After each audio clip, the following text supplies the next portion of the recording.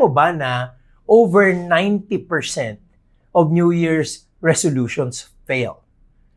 Research yan na 90%. And I will tell you, dun sa 90% na yun, over 50% nahuhulog na yun January pa lang. January pa lang. So itong buwan na to, marami na kaagad failures. Marami na kaagad nangyayari. And let me tell you why. Kasi, alam niyo naman, kung tayo nagre-resolution, parang ika nga behaviorally, it's a fresh year, panibagong panimula. So parang kumbaga, clean slate. Pero bakit may mga issues regarding success? Kasi number one, wala naman talagang ganong kabigat na commitment. Kaya ang dali-daling bumalik sa dati. Pangalawa, syempre, ang focus ng marami, and this is where a lot of people make mistakes sa Tricia. Kahit yung tanong mo sa akin, medyo palagay ko, guilty ka na dun. Sabi mo, goals. Alam nyo, people focus on goals. Ang problema, walang sistema.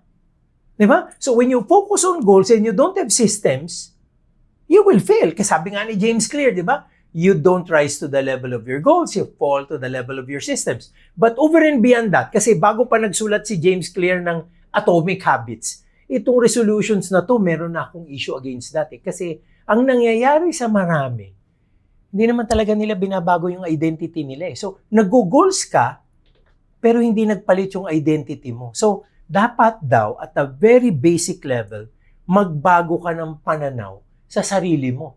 For example, pag sinabi mong, I will be financially free this year. I will be a person who's financially responsible this year. Yung identity na yun, pag talagang paninindigan mo, yun ang magdadala ng fulfillment ng resolution. Pero pag ang pasok ng taon, goal agad. Kunyari, tong first week na to, di ba? Goal agad.